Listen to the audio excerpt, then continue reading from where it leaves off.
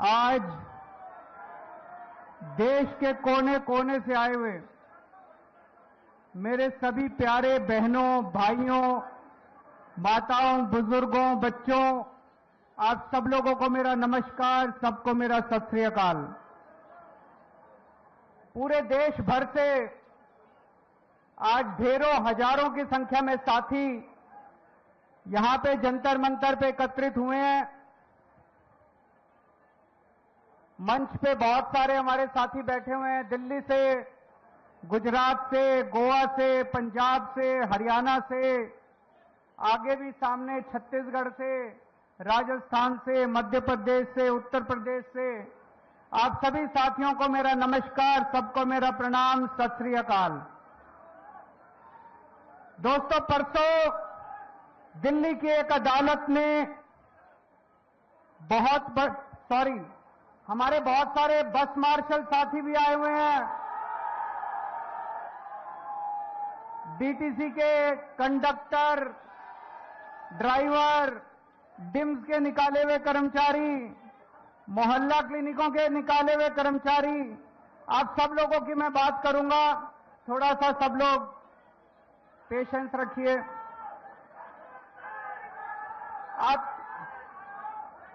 अभी आप लोगों ने अपने कागज भेजे, मुझे आपके कागज मिल गए हैं।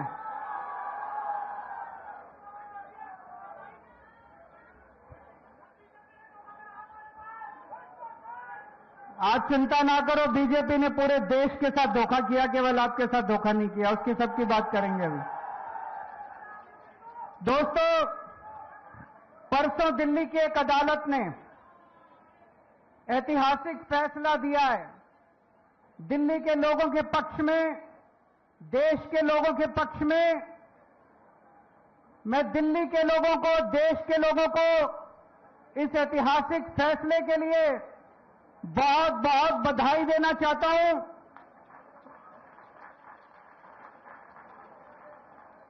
मैं जज साहब का बहुत बहुत शुक्रिया अदा करना चाहता हूं। आप सोच के देखो, आज देश में ऐसा माहौल है, इतना डर का माहौल है, इतने डर के माहौल में जज साहब ने इतना धाकड़ फैसला सुनाया है। एक बार जोरदार तालियों के साथ जज साहब का शुक्रिया अदा कर दीजिए। पिछले 4 साल से मोदी जी ने और अमित शाह जी ने षड्यंत्र रच के दिल्ली के लोगों को बहुत परेशान किया, बहुत दुखी करा। उन दोनों ने, मोदी जी ने और अमित शाह ने षड्यंत्र रच के बोले तुम्हारा बेटा चोर है, केजरीवाल भ्रष्टाचारी है, केजरीवाल ने शराब घोटाला करा है, केजरीवाल 100 करोड़ रुपए खा गया। सवेरे से शाम तक मीडिया में डिबेट चलते थे, केजरीवाल भ्रष्टाचारी है, केजरीवाल चोर है। लोगों को बहुत दुखी करा।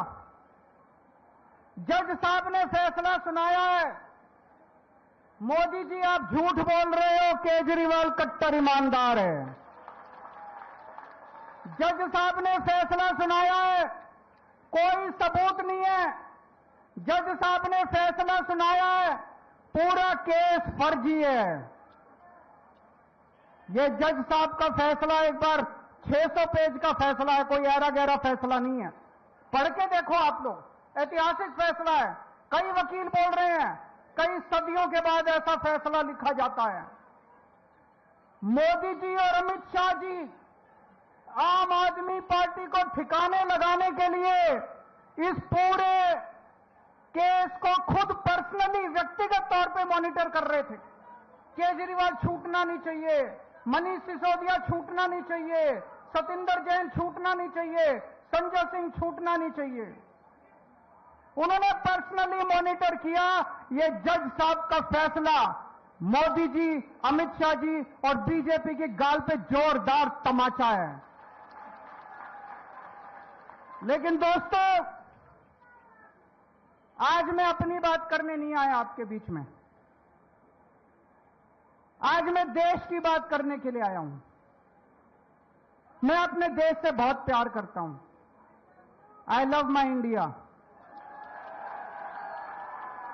मैं भारत से बहुत प्यार करता हूं, बहुत ज्यादा।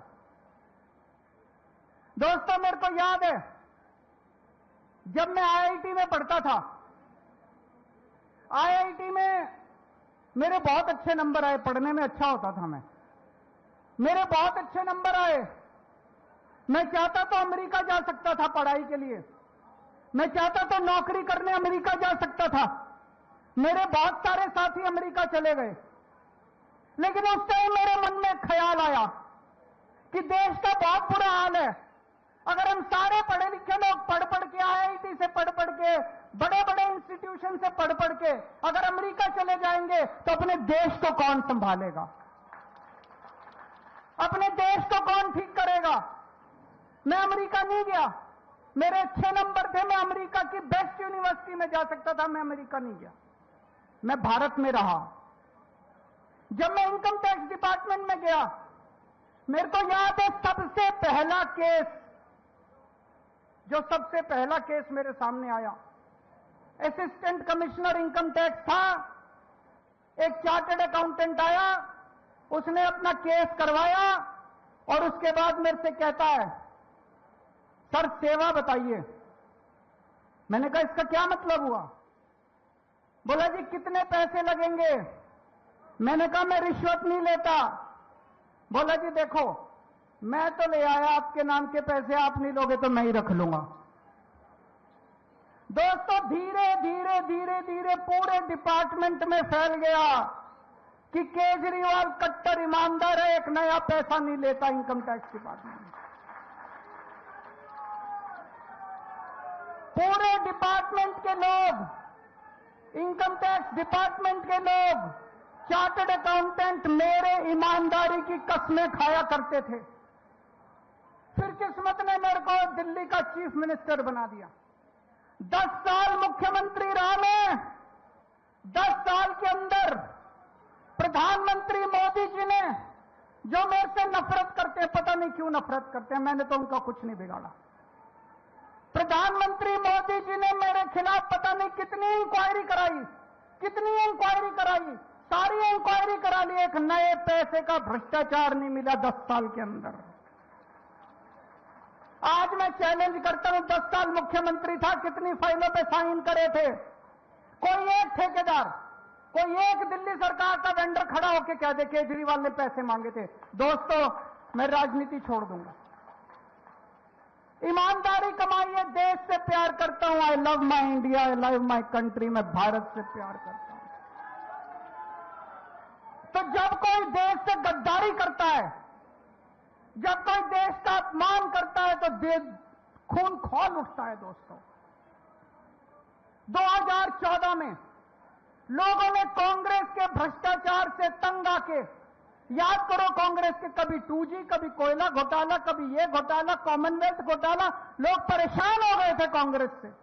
कांग्रेस के भ्रष्टाचार से तंग आके 2014 में लोगों ने बड़ी उम्मीदों के साथ मोदी जी को पूर्ण बहुमत की सरकार बनाई थी। 30 साल के बाद पूर्ण बहुमत की सरकार बनाई।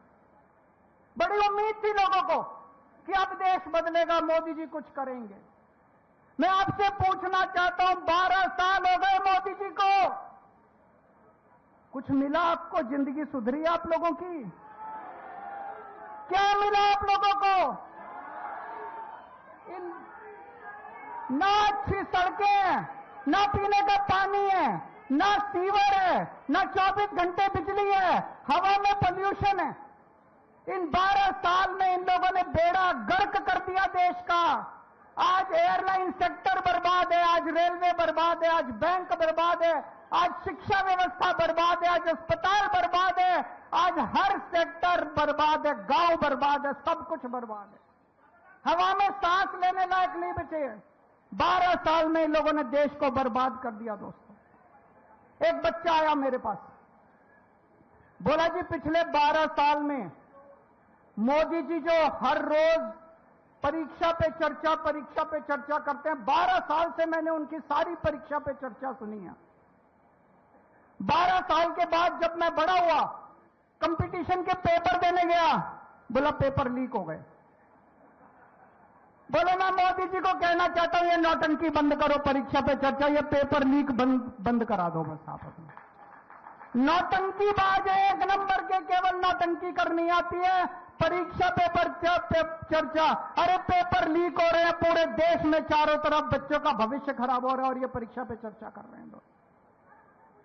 आप में से बहुत सारे लोग दुबई गए होंगे, अमेरिका गए होंगे, जर्मनी गए होंगे, फ्रांस गए होंगे, टोक्यो गए होंगे। कितनी शानदार सड़कें हैं वहां की। 130 किलोमीटर प्रति घंटा की स्पीड से गाड़ियां दौड़ती हैं, 140, 150, 160 किलोमीटर की। और गुजरात में चले जाओ, मेरा तो आजकल गुजरात बहुत आना जाना होता है। अमेरिका में, लंदन में, न्यूयॉर्क में, टोक्यो में, पेरिस में 150 किलोमीटर की स्पीड से गाड़ी दौड़ती है।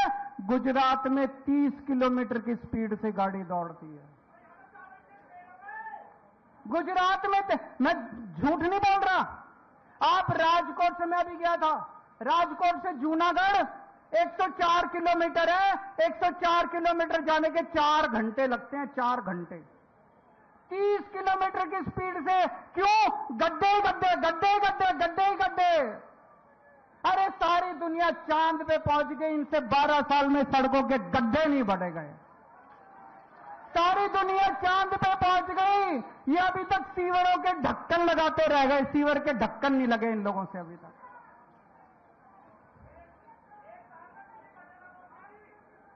अभी आएंगे, दिल्ली पे भी आएंगे, चिंता ना करो। आप किसी देश में चले जाओ, किसी भी, लंदन चले जाओ, टोक्यो चले जाओ, पेरिस चले जाओ, फ्रांस चले जाओ, न्यूयॉर्क चले जाओ, कितने साफ सुथरे शहर हैं उनके। एक जरा सा मिट्टी का तिनका नहीं मिलता। वो छोड़ो, आप गरीब देशों में चले जाओ, श्रीलंका चले जाओ, भूटान चले जाओ, मलेशिया चले जाओ, रवांडा चले जाओ, वियतनाम चले जाओ, साफ सुथरे शहर हैं। इनसे 12 साल में हमारे शहरों की सफाई नहीं हुई मोदी जी से। लानत है इनके ऊपर। 2014 तक बीजिंग में हमसे ज्यादा पोल्यूशन होता था। इतना पोल्यूशन था, इतना पोल्यूशन था, 12 साल में बीजिंग ने अपना पोल्यूशन खत्म कर दिया। आज पूरे उत्तर भारत के अंदर सांस लेना मुश्किल हो रहा है। एक के बाद एक सारे शहरों में सांस लेना मुश्किल हो रहा है। इनसे पोल्यूशन ठीक नहीं हुआ दोस्तों। कहते हैं विकसित भारत बनाएंगे। अरे विकसित भारत छोड़ो, रहने लायक भारत तो बना दो, कम से कम सांस तो ले लें। मोदी जी कहते हैं केजरीवाल भ्रष्ट है। कोर्ट ने कह दिया केजरीवाल कट्टर ईमानदार है। मैं मोदी जी को कहना चाहता हूं, मोदी जी भ्रष्टाचार खत्म करना चाहते हो? खत्म करना चाहते हो? मैं बताता हूं भ्रष्टाचार कहां है। हिम्मत है तो एक्शन लेके दिखाओ। गुजरात के अंदर 20,000 करोड़ रुपए का कोकेन, हीरोइन पकड़ा गया। मोदी जी हिम्मत है तो एक्शन लेके दिखाओ। गुजरात के अंदर 30,000 करोड़ रुपए की नकली दारू बिकती है हर साल। मोदी जी हिम्मत है तो बंद करके दिखाओ। आपने अपने दोस्त को 1,000 एकड़ जमीन, अरबों खरबों रुपए की 1,000 एकड़ जमीन 1 रुपए में दे दी। हिम्मत है तो एक्शन लेके दिखाओ मोदी जी। मोदी जी ब्रिजेस का, पुल का उद्घाटन करके आते हैं। कितनी बार होता है सड़क का उद्घाटन करे हुए 1 महीना नहीं होता, ब्रिज गिर जाता है, सड़क टूट जाती है। मोदी जी हिम्मत है तो एक्शन लेके दिखाओ। आप पूरे देश में पेपर लीक कर रहे हैं, मोदी जी हिम्मत है, मोदी जी एक्शन नहीं लेंगे। किसी में एक्शन क्यों? या तो मोदी जी खुद उस घोटाले में शामिल है, या उनकी पार्टी के लोग शामिल हैं, या उनके दोस्त शामिल है उन घोटालों के अंदर। भ्रष्टाचारी मैं नहीं हूं, भ्रष्टाचार मोदी जी खुद कर रहे हैं दोस्तों। इनके खिलाफ एक्शन नहीं लेंगे, इनको जेल में नहीं डालेंगे। किसको जेल में डालेंगे? सोनम वांगचुक को। सोनम वांगचुक को जेल में डालेंगे, महराज मलिक को जेल में डालेंगे, नरेश बाल्यान को जेल में डालेंगे, केजरीवाल को जेल में डालेंगे, मनीष सिसोदिया को जेल में डालेंगे, संजय सिंह को जेल में डालेंगे। इन लोगों को जेल में डालते हैं। कौन है सोनम वांगचुक? बहुत बड़ा वैज्ञानिक है दोस्तों, बहुत बड़ा वैज्ञानिक। उसको तो पद्मश्री मिलना चाहिए, पद्म भूषण मिलना चाहिए दोस्तों। बच्चों की, गरीब बच्चों की पढ़ाई के लिए उसने पता नहीं क्या क्या काम नहीं किया सोनम वांगचुक को, उनको जेल में डाल दिया। मोदी जी सोनम वांगचुक से डरते हैं। क्यों डरते हैं? जब कोई तानाशाह पढ़े लिखे वैज्ञानिकों से डरना चालू कर दे तो समझ लो उसका अंत आ गया तानाशाह। एक दिन मोदी जी संसद नहीं गए। पूछा क्यों नहीं गए? बोले महिलाएं सारी मेरे को पीटेंगी। पढ़ा था अखबार में आप लोगों ने? बोले अरे मोदी जी आपको महिलाओं से डर लगने लग गया। संसद में नहीं गए, बोले मेरे को सारी महिलाएं पकड़ के पीटेंगे। आपको सोनम वांगचुक से डर लगता है, आपको महिलाओं से डर लगता है, आपको केजरीवाल से डर लगता है, आपको ट्रंप से डर लगता है, आपको अमेरिका से डर लगता है। अरे डर डर के कितना जियोगे मोदी जी, थोड़ी तो हिम्मत दिखाओ।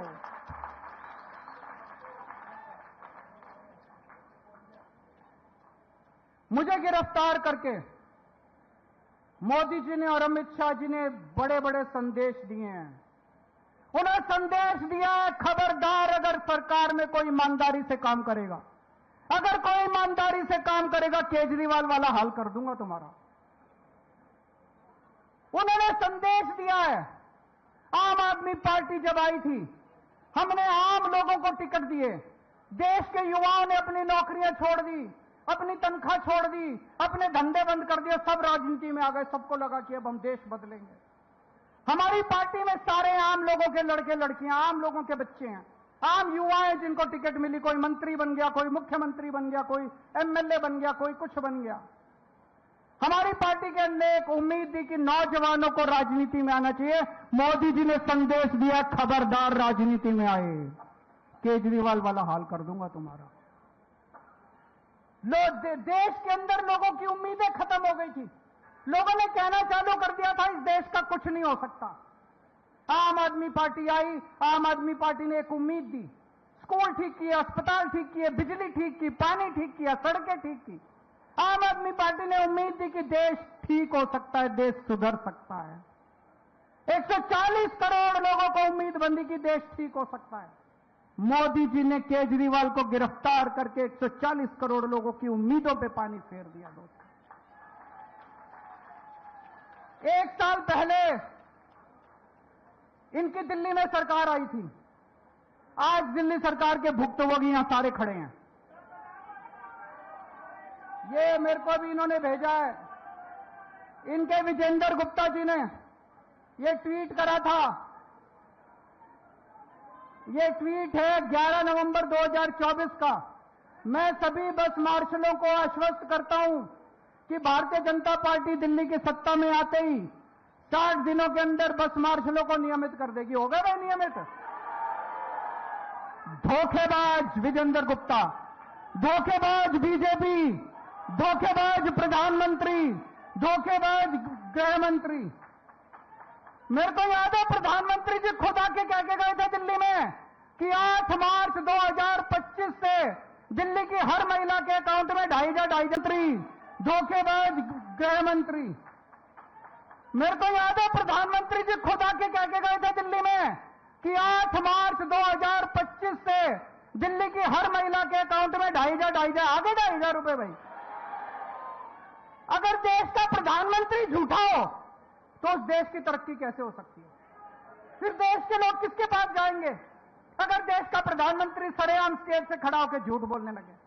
आज यहां पे बस मार्शल आए हुए हैं, 10,000 बस मार्शल निकाल दिए, 10,000 डीटीसी कंडक्टर, डीटीसी ड्राइवर निकाल दिए इन लोगों ने, मोहल्ला क्लिनिक के कर्मचारी निकाल दिए इन लोगों ने, डिम्स के कर्मचारी निकाल दिए इन लोगों ने, हॉस्पिटल में काम करने वाले डेटा एंट्री ऑपरेटर निकाल दिए इन्होंने। अरे इतनी महंगाई में मुश्किल से नौकरी मिलती है। अगर 2 लोगों को नौकरी दे सको तो दे लो, नहीं तो कम से कम लोगों की नौकरी तो मत छीनो। दोस्त आज पूरी दिल्ली दुखी हो रही है इन लोगों से। सारी सड़कें टूटी पड़ी हैं, चारों तरफ गंदगी गंदगी हो रही है। लोगों के घर में काला पानी आ रहा है, पीने का पानी नहीं है। पहले हमारे टाइम में 24 घंटे बिजली मिलती थी, अब बिजली के लंबे लंबे पावर कट चल रहे हैं। पूरी दिल्ली बर्बाद हो गई। आज दिल्ली वाले याद कर रहे हैं यार इससे तो केजरीवाल ही अच्छा था। आज चुनाव करा लो दिल्ली में, कितनी सीट आएंगी? आज चुनाव करा के देख लो दिल्ली में। कुछ लोग कहते हैं मोदी जी से देश नहीं संभल रहा। कुछ लोग कहते हैं मोदी जी को देश चलाना नहीं आता। मेरा कहना है दोस्तों, ना तो उन्होंने देश चलाना, ना उनका कोई इंटरेस्ट देश चलाने में, ना उनको सरकार चलाने। उनको देश से कोई लेना देना नहीं है। देश जाए भाड़ में उनकी बला से। उनको केवल एक ही चीज है, सत्ता की हवा से केवल और केवल सत्ता चाहिए। सुबह से उठ के शाम तक मोटा भाई और मोदी जी केवल बैठ के ये देखते हैं कि सत्ता कैसे लेनी है।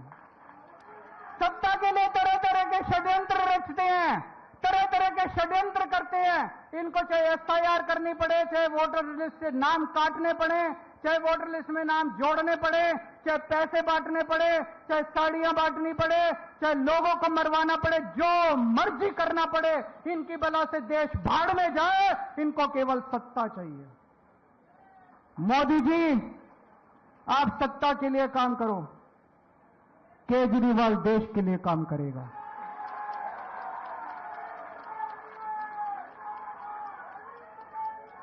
दोस्तों, ये वही जंतर मंतर है जहां पे देश के लोगों ने हंकार भरी थी और देश भर से कांग्रेस का सफाया हो गया था। आज जंतर मंतर का ये दिन ऐतिहासिक है। वो दिन भी याद है, वो दिन था 4 अप्रैल 2011। आज की तारीख नोट कर लेना।